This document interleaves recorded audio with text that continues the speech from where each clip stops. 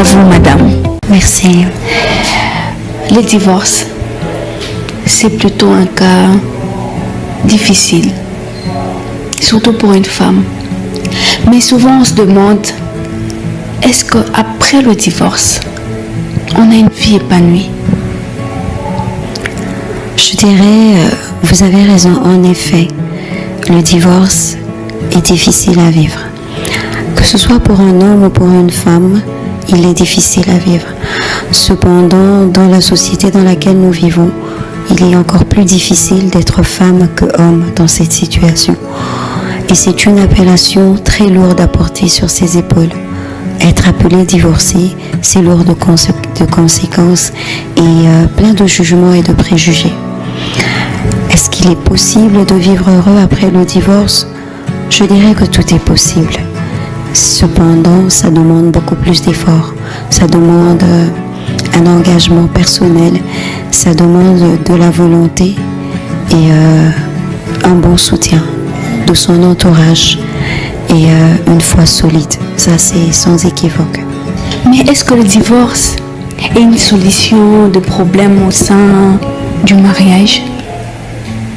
Je dirais en toute honnêteté, après l'avoir vécu, mon conseil serait que le divorce soit vraiment le dernier recours. Quand vous êtes convaincu d'avoir tout essayé, tout fait, et que vraiment ça n'a pas marché, alors là, oui. Et dans des cas extrêmes aussi où on ne voit pas d'issue. Il y a certes des cas où on ne sait pas faire autrement. Oui, comme le vôtre. Exactement, comme le mien. Et cette goutte qui a débordé pour prendre ces décisions, madame? Vous savez, goutte, j'aimerais vous dire, j'ai rencontré un homme qui était ce qu'on pourrait dire un ami d'enfance. Et on grandit dans le même environnement, des familles qui se connaissaient. Nous étions enfants. Et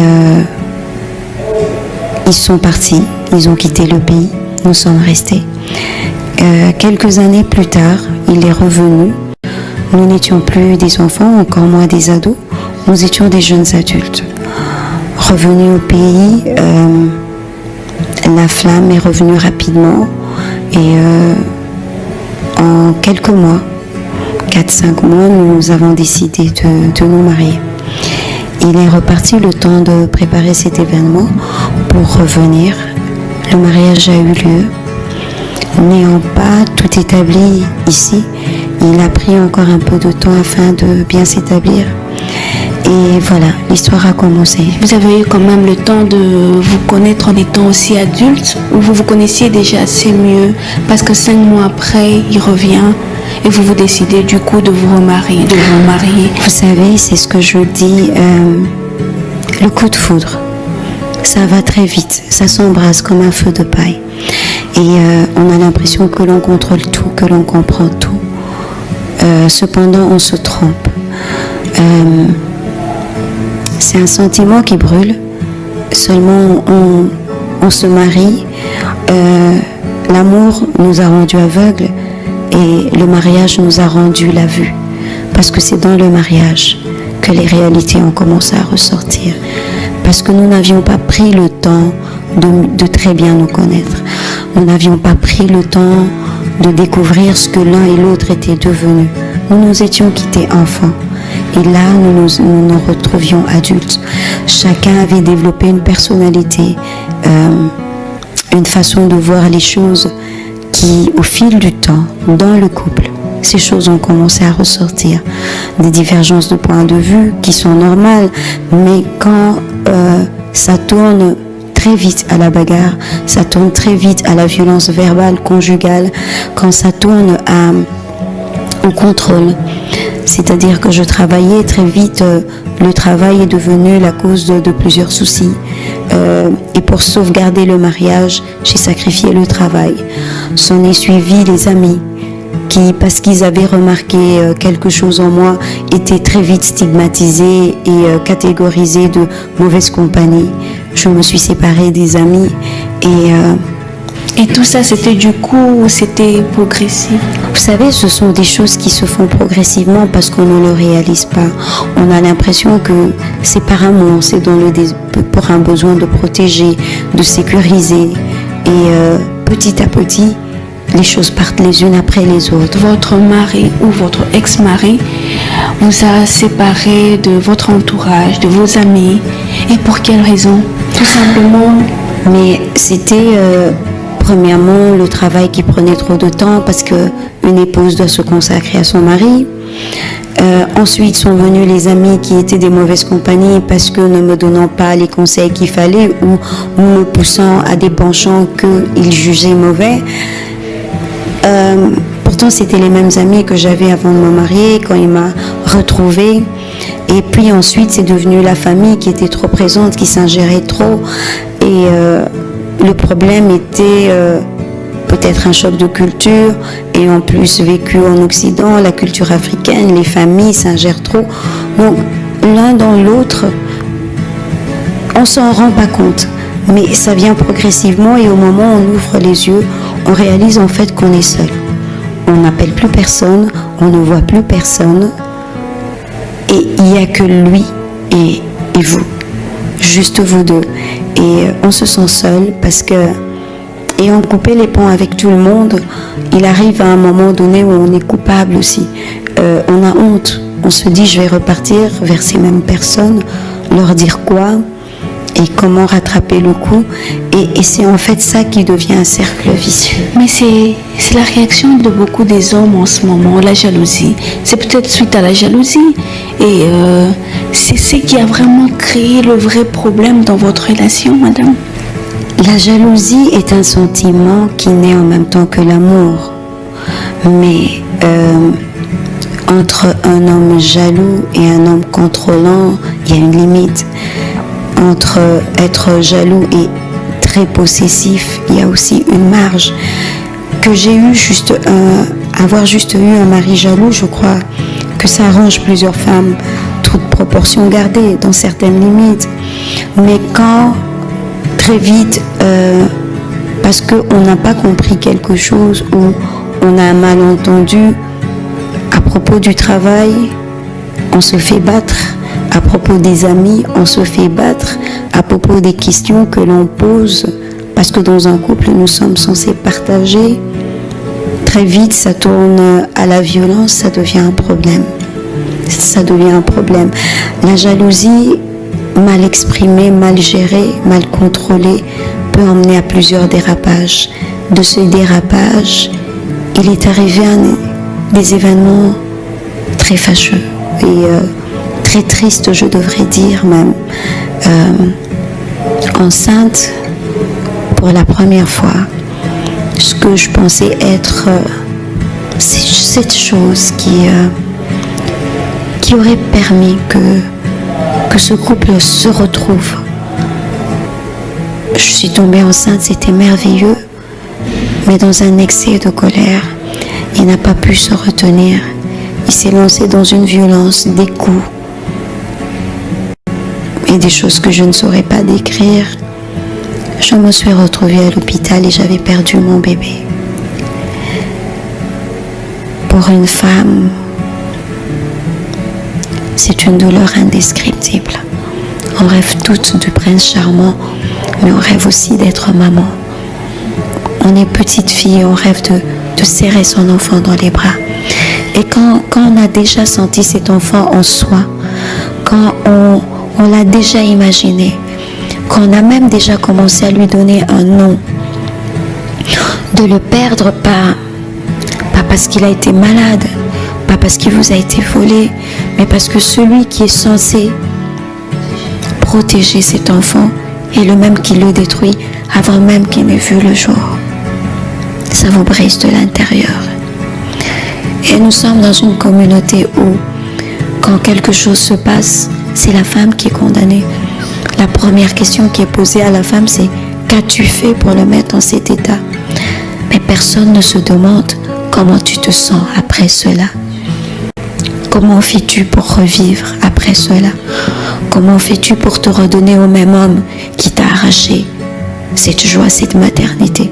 celui qui t'a donné cette féminité qui te l'arrache, comment tu fais pour le regarder dans les yeux, recommencer à l'aimer, lui resservir un plat sur la table, préparer ses vêtements et lui être soumise. Seule une femme peut supporter cela. Seule une femme africaine peut le vivre en se taisant. Cependant, ce silence extérieur est un grand cri à l'intérieur. Il vous déchire de l'intérieur. Il vous tue à l'intérieur. Ça a continué. J'ai fait l'effort de pardonner, de me dire que c'était un accident. Nous avons évolué. Une deuxième grossesse est arrivée. Et je me suis dit, merci Seigneur, ça va être... Il n'y a qu'un bon souvenir qui peut vous aider à effacer un mauvais souvenir. Justement. Mais malheureusement, la violence ne s'est pas arrêtée. Les crises de nerfs ne se sont pas arrêtées. Moi, je ne sortais plus. Moi, je ne côtoyais plus les autres. Mais lui sortait. Mais lui pouvait rentrer quand il voulait. Et je n'avais pas le droit de poser des questions. Je n'avais pas le droit de savoir. Sinon, c'est la foudre qui me tombait dessus. Et cette violence a repris de plus belle. Je me suis battue pour prendre sur moi, éviter le plus possible de me faire crier dessus ou de me faire battre pour arriver jusqu'à la fin de ma grossesse. Malheureusement, les coups, la violence subie pendant cette deuxième grossesse ont fait que, certes, ce bébé est venu au monde, madame, mais il n'a pas survécu. Les coups étaient trop durs. Certes, ce bébé est venu au monde, madame, mais il n'a pas survécu. Il est parti. Des choses qu'on a du mal à accepter, à supporter, bien qu'on a le cœur d'une mère, bien qu'on a le cœur d'une femme, n'est-ce pas, madame? Il y a des choses qu'on ne sait pas expliquer. Vous savez, vous perdez un époux, vous êtes veuve. Vous perdez une épouse, vous êtes veuf. Vous perdez un parent, vous êtes orphelin. Pouvez-vous me dire, quand vous perdez un enfant, vous êtes quoi? Il n'y a pas de mots. C'est parce que c'est une douleur telle que aucun vocabulaire, aucune langue n'a pu trouver un mot à cela. Quand vous perdez un enfant, madame, il n'y a pas de mots. Et quelles sont vos relations avec votre ex-mari en ce moment, madame? Je n'ai aucune relation avec. Je ne suis pas capable d'avoir une relation avec, de quelque nature que ce soit. J'ai l'impression d'avoir perdu une partie de moi-même, de m'être perdue dans toutes ces relations. Je suis en train de recoller des morceaux de moi-même physiquement, parce que physiquement, ça vous laisse des séquelles. Physiquement, vous n'êtes plus la même personne. Émotionnellement, vous êtes brisé. Et sentimentalement, vous avez peur. Vous avez constamment peur. Mais après avoir vécu tout cela, pensez-vous être en mesure de retomber amoureuse un jour, de revivre une vie remplie d'amour, remplie de bons souvenirs? C'est possible. C'est possible parce que je garde la foi, parce que j'y crois, parce que je crois que tant qu'il y a de la vie, il y a de l'espoir. Tant qu'on croit en Dieu, il est capable de créer un chemin là où on n'en voit pas un. Il est capable d'appeler à l'existence ce qui n'existe pas. Et je me dis que si le Seigneur a permis que je reste en vie, c'est peut-être parce qu'il fallait une femme comme moi pour permettre à d'autres femmes dans ma situation de se sortir de là. Mais aussi que Dieu ne peut pas permettre que vous sortiez d'une situation sans penser vos blessures et sans redorer votre image. C'est-à-dire vous permettre de vivre quelque chose de beau qui vous fasse comprendre qu'il ne vous a pas oublié, qu'il pense à vous, qu'il tient à vous, mais surtout qu'il avait quelque chose de meilleur pour vous en réserve.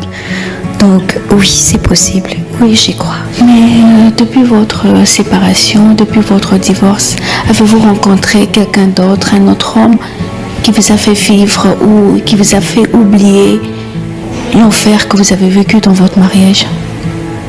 J'ai rencontré quelqu'un d'autre, effectivement. J'ai rencontré une personne qui a le cœur assez grand pour me comprendre, supporter, parce que ce n'est pas facile de vivre avec une personne blessée, mais qui fait de son mieux pour me faire comprendre que l'amour se définit différemment de ce que j'ai vécu. Et je bénis le Seigneur pour cela, parce que ça me permet de réavoir confiance en moi, être capable de m'asseoir en face de vous pour vous le raconter. C'est parce qu'il y a de l'amour que je reçois, qui me donne cette force de refaire confiance en moi-même. J'ai repris le travail. Je ressors dans la société. Je reprends goût aux choses, à la vie. Et j'espère et je crois que je pourrai vivre une maternité heureuse et que je pourrai vivre un mariage heureux. Vous croyez encore au mariage? Pensez-vous vous remarier un jour? C'est possible.